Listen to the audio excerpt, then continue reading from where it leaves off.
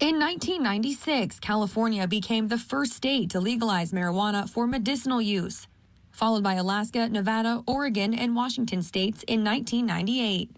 In 2012, Colorado and Washington became the first states to legalize cannabis for recreational use.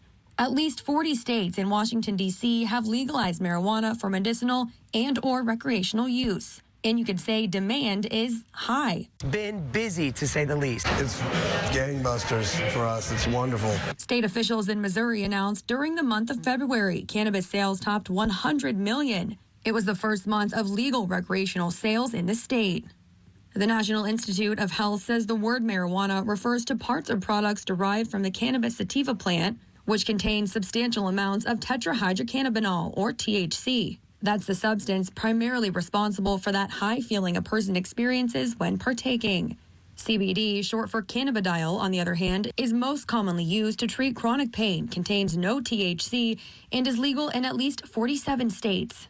According to a jobs report from Leafly, a site dedicated to cannabis use and education, the industry is exploding and constantly evolving, with legal cannabis workers projected to grow by 250% between 2018 and 2028. As of last month, the Marijuana Policy Project, finding 31 states and Washington, D.C. have decriminalized low-level marijuana possession offenses, but in Indiana, it's time that Indiana joins all of its neighboring states. Every state around us has some form of legalization.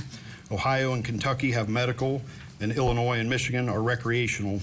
Republican Governor Eric Holcomb so far has successfully blocked lawmakers' efforts. Indiana is also one of several states where marijuana is fully illegal. According to a 2022 Gallup poll, more Americans smoke marijuana than use tobacco, leaving many wondering why lawmakers on Capitol Hill are taking so long to agree on groundwork for federal legalization. But continued efforts are underway. Earlier this month, Representative Dave Joyce of Ohio and House Minority Leader Hakeem Jeffries of New York reintroducing the bipartisan PREPARE Act, legislation that would pave the way for federal change.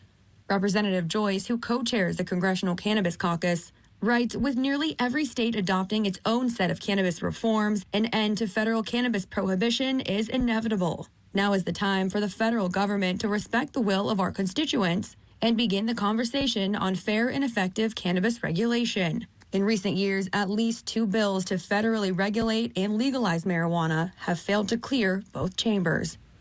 Mara Sirianni, Scripps News, Atlanta.